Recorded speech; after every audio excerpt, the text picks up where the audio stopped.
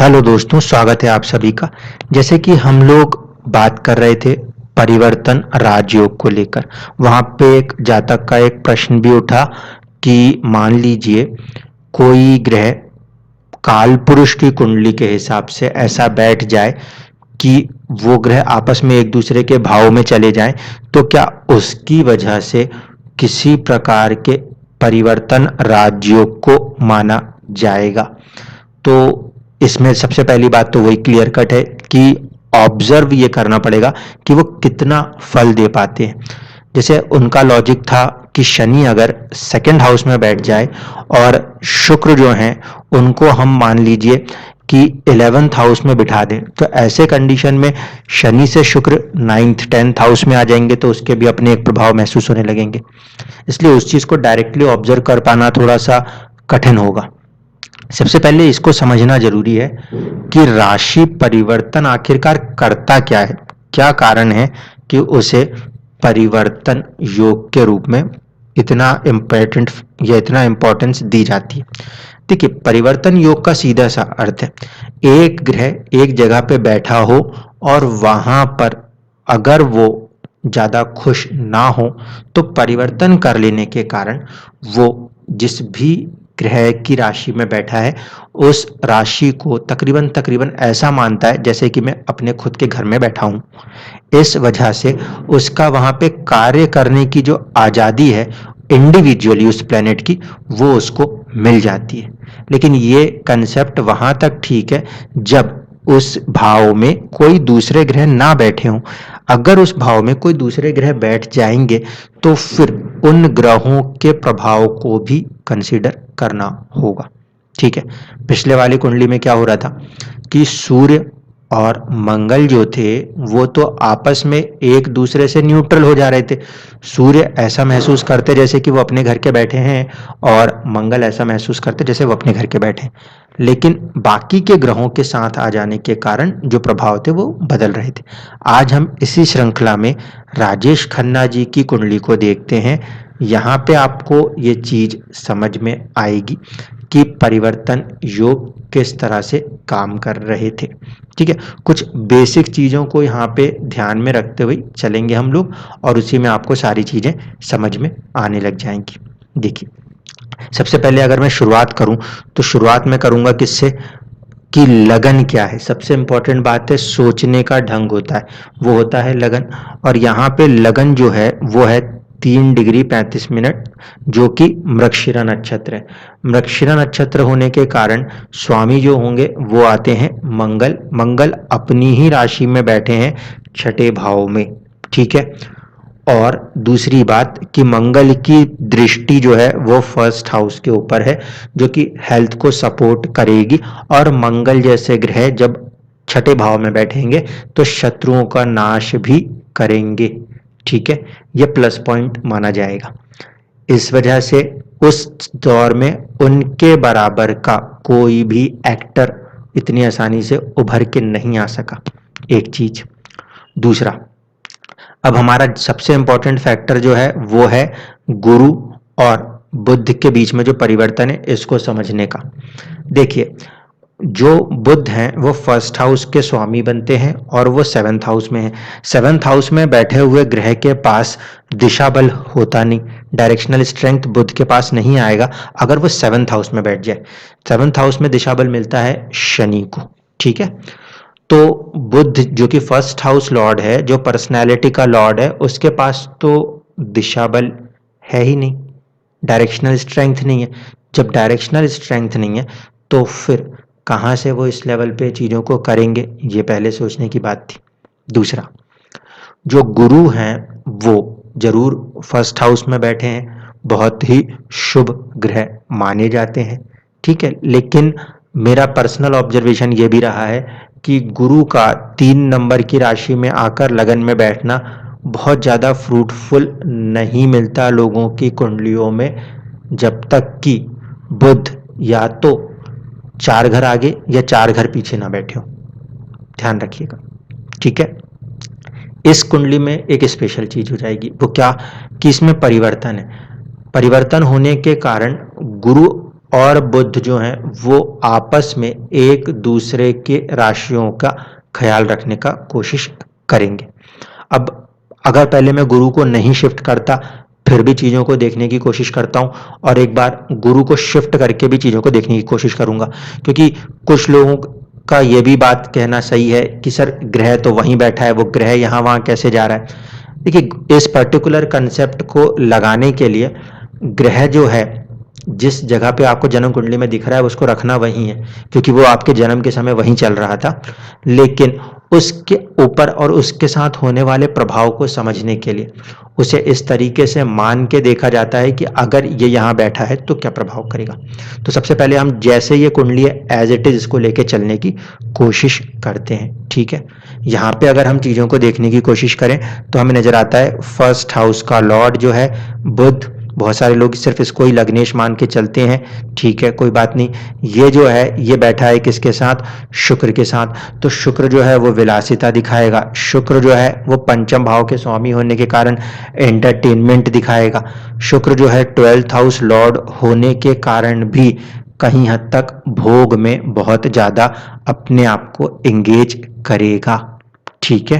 पहली चीज, सबसे पहली बात, शुक्र का इस कुंडली में 7th हाउस में बैठना बहुत खराब है, बहुत ज्यादा खराब है, ठीक है। पहली चीज, कारण क्या है, 12th हाउस का स्वामी कामुकता दिखाता है, शुक्र स्त्री कारक है, और फिर 7th हाउस के अंदर जो कि फिर से कामुकता का भाव है वहां बैठ गया। ऐसे स्थिति में ये जो शुक्र है ये बेवजह में इधर उधर के कनेक्शंस, कॉम्बिनेशंस, रिलेशंस बनाने का प्रयास करेगा, जो कि मैरिज लाइफ को नेचुरली डिस्टर्ब कर देंगे, ठीक। बुध के साथ जो है शुक्र की दोस्ती है, तो यहाँ पे तो कोई ऐसा प्रॉब्लम नहीं आएगा। जब दो ग्रह नेचुरली नैसर्गिक रूप से मित्र होते हैं और उसके बाद तात्कालिक रूप से यदि वो शत्रु बनते भी हों तो वहां पे कोई ऐसी प्रॉब्लम नहीं है, क्योंकि योग फॉर्मेशन काउंट होगा। देखिए, योग तो आपको इसी तरीके से रीड करने हैं जैसे कि ये दिख रहे हैं, योग में चेंज नहीं करेंगे। फर्स्ट हाउस और 4th हाउस का लॉर्ड जो है वो 7th हाउस में जाके बैठा है, और 7th हाउस के अंदर 5th हाउस का और 12th हाउस का लॉर्ड आके बैठा है। तो योग किसके बीच में बना है इसको समझ लीजिए। पहले तो योग बनेगा आपके 1st and 4th house Lord का 5th हाउस लॉर्ड के साथ। 5th हाउस लॉर्ड के साथ योग बनेगा तो ये पॉजिटिव योग है। क्यों? क्योंकि आपका जो पंचम भाव होता है वो शुभ होता है, उसके साथ अगर आपके केंद्र के स्वामी आके जुड़ते हैं तो वो बहुत ही अच्छे राजयोग का निर्माण करते हैं। तो बुध और शुक्र की युति यहाँ पे राजयोग का निर्माण करती है, कोई दिक्कत नहीं। लेकिन उसी समय में जो शुक्र और सूर्य हैं, देखिए इनके बीच में बहुत ज्यादा गैप है, 24 डिग्री वर्सेस 14 डिग्री, 10 डिग्री का गैप है। अब इसके अंदर ये जरूर हो जाएगा कि शुक्र जो है वो अस्त पड़ेंगे, ध्यान रखिएगा, शुक्र जो है वो अस्त पड़ेंगे क्योंकि सूर्य अब उनके करीब आते जाएंगे। दूसरी बात यह कि इन दोनों में तात्कालिक शत्रुता होती है और इस समय नैसर्गिक शत्रुता होती है और इस समय तात्कालिक शत्रु हैं। इसीलिए सूर्य शुक्र के जो भी रिजल्ट्स हैं उसको डिस्टर्ब करने की कोशिश करेंगे, एक चीज। दूसरा कि आपका सूर्य जो है वो भी कहीं ना कहीं ऐसी सिचुएशन में पीड़ित और प्रभावित होगा, ठीक है। पहली कंडीशन, क्यों? क्योंकि सूर्य से जस्ट आगे शुक्र है। अगर शुक्र पीड़ित प्रभावित हो रहे हैं तो साथ ही साथ वो अपने तरीके से सूर्य को भी पीड़ित और प्रभावित करेंगे, इसमें कोई दो राय नहीं। दूसरा कॉम्बिनेशन भी साथ साथ लेके चलिए, 1st हाउस और 4th हाउस लॉर्ड का संबंध जो है वो 12th हाउस के लॉर्ड के साथ भी हो रहा है, जो कि अच्छा नहीं माना जा सकता, क्योंकि बेवजह की आदतों को लगाने का प्रयास करेगा, एक चीज। दूसरा, 1st हाउस का लॉर्ड 3rd हाउस के लॉर्ड के साथ संबंध बना रहा है, ये कुछ हद तक अच्छा है कि साहस और पराक्रम के साथ इंसान काम करने का प्रयास करेगा, ठीक है, वहां तक अच्छा है। अब इस सारे योग को आपने नोट कर लिया क्योंकि ये आपको जन्म कुंडली में नेचुरली मिल रहे हैं, तो ये योग तो अपनी तरफ से काम करेंगे। मेन चीज जो है परिवर्तन करके देख लीजिए। अब परिवर्तन करने के बाद अगर बात करेंगे तो बुध को हटाइए, गुरु को वहां ले जाइए। गुरु को जब हम वहां लेके जाएंगे तो गुरु अपनी ओर से शुभता वैसे भी देते हैं जो कि दृष्टि से भी दे रहे हैं। गुरु जब सूर्य के साथ आएंगे तो नैसर्गिक रूप से वो दोनों मित्र हैं, तात्कालिक रूप से शत्रु भी हो जाएं, ठीक है। लेकिन 10वें का स्वामी, ध्यान रखिएगा, जब गुरु और शुक्र के यहाँ पे साथ में आएंगे तो 10वें के स्वामी 7वें के स्वामी का संबंध किससे बन जाएगा? 5वें के स्वामी के साथ बनेगा, जो कि एक तो लव मैरिज दिखाएगा और दूसरा बहुत अच्छा प्रोफेशनल स्टेटस दिखाएगा, ठीक है। शुक्र के साथ संबंध होना कहीं ना कहीं फिर से आपको फिल्म इंडस्ट्री दिखाता ही दिखाता है, एक चीज। दूसरी बात, सूर्य को यहाँ पे पॉजिटिविटी मिल जाएगी गुरु के आ जाने से, क्योंकि वो ही राशि के स्वामी है और वो शुक्र के कट्टर शत्रु है। कट्टर शत्रु होने के कारण जब शुक्र गुरु से आपस में टकराएंगे, संभालने की कोशिश करेंगे, तो सूर्य को कहीं ना कहीं स्ट्रेंथ मिलेगी, साहस और पराक्रम मिलता रहेगा।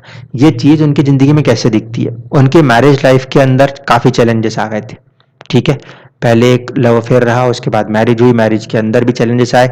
ये अलग बात है कि वहां पे डाइवोर्स जैसी कंडीशन नहीं बनी, सेपरेशन स्टिल बना।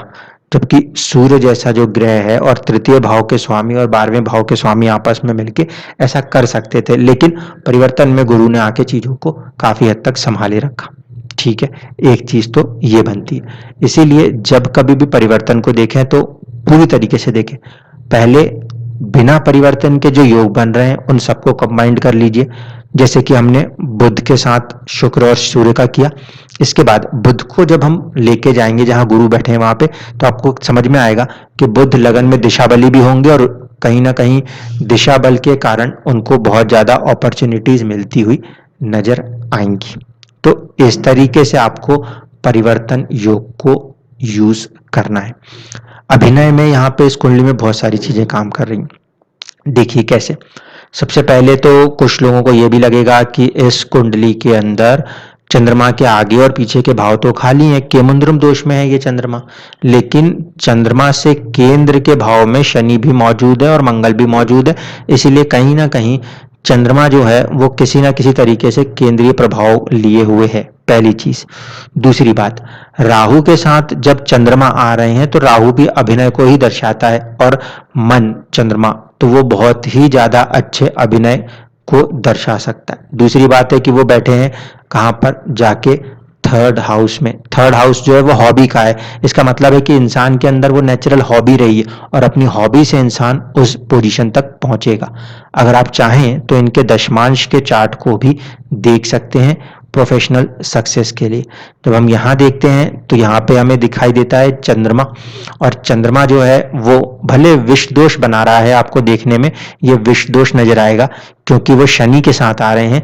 लेकिन देखिए 2 नंबर की राशि में चंद्रमा खुद में उच्च राशिस्थ हो रहे हैं, रोहिणी नक्षत्र पकड़ के, और फिर शनि के साथ कंबाइंड हो रहे हैं। अब इस लगन कुंडली में शनि अष्टम के भी स्वामी बन रहे हैं, 4 नंबर से देखने पे अष्टम के स्वामी बन रहे हैं और सप्तम के भी स्वामी बन रहे हैं, और दोनों का दोनों कहीं ना कहीं कहाँ जाके कनेक्ट हो रहे हैं? वो कनेक्ट हो रहे हैं लाभ भाव में। अचानक से भी लाभ होने की पूरी संभावना। 7th हाउस का मतलब है कि सामने के जितने भी लोग हैं उनके साथ जुड़ के भी लाभ होने की पूरी संभावना। सूर्य को देख लीजिए, उच्च राशिस्थ से बैठे हुए हैं, दशम में बैठे हुए हैं, पॉलिटिकल कैरियर के बारे में सभी जानते हैं। गुरु को देखेंगे, गुरु यहाँ पे आके भाग्य भाव में अपनी ही राशि में केतु के साथ बैठे हैं। केतु को साथ लेके बैठेंगे तो अपने ही फल को बढ़ा देंगे, क्योंकि गुरु और केतु एक नेचर के हैं। यहाँ पे आप देख लीजिए, बुध जो है उच्च राशिस्थ से है राहु के साथ, और फिर यहाँ पर भी बुध राहु के नेचर को, अभिनय के नेचर को आपस में दोनों मिलकर बहुत ज्यादा बढ़ाएंगे। ये भी पॉजिटिव कंडीशन बनती है। मंगल अगेन 6ठे भाव में है, जहां पे कि वो अपने साहस और पराक्रम से अपने आप को उस इंडस्ट्री में या पॉलिटिक्स में जिस भी फील्ड में जाएंगे वहां पे आगे रखने का प्रयास करेंगे। इस हिसाब से आप चीजों को देख सकते हैं। दूसरा तरीका, यहां से आपको ये चीज अगर लगती है तो इसको भी देख सकते हैं कि चंद्रमा जो है वो वृषभ राशि में बैठे हैं, और वृषभ को अगर लगन बना दें तो शनि जो है वहां पे योग कारक बन जाते हैं। तो दशमांश की कुंडली के अंदर दोनों ही तरीके से जो चंद्रमा है उनको पॉजिटिविटी भी मिल रही है। इस वजह से उनका प्रोफेशनल राइज जो है वो D10 चार्ट के आधार पे भी बहुत ही अच्छे से देखने को मिला। तो अब मुझे उम्मीद है कि आप लोग जब परिवर्तन योग को लगाएं तो कम से कम छोटी छोटी बेसिक्स को ध्यान रखें। हाँ, अगर सिर्फ खाली घरों में, सिर्फ खाली घरों के अंदर किसी तरीके से 2 ही ग्रह बैठे हैं तो कोई दिक्कत नहीं है, फिर तो बहुत आसानी से आप उसको रीड कर लेंगे। चैलेंज वहां पर आता है जहां पर एक से ज्यादा ग्रह उस योग के अंदर फंस जाते हैं। आपको वहां पे ये समझना पड़ता है कि ये तो नेचुरली बैठे हैं वो कुछ एक प्रभाव देने के लिए, लेकिन परिवर्तन क्यों हुआ है। अगर आपको परिवर्तन क्यों हुआ है को समझ पाएंगे तब तो आपके सामने वो कुंडली पूरी तरह से खुल जाएगी, अन्यथा वो चीज आपको चुनौती देगी। जाते जाते एक चीज और क्लियर कर दूं, देखिए फर्स्ट हाउस के लॉर्ड जो हैं, यानी कि जो आपका लगन भाव होता है उसके स्वामी हमेशा ही कहीं ना कहीं बेनिफिक होते हैं, हमेशा ही कारक माने जाते हैं।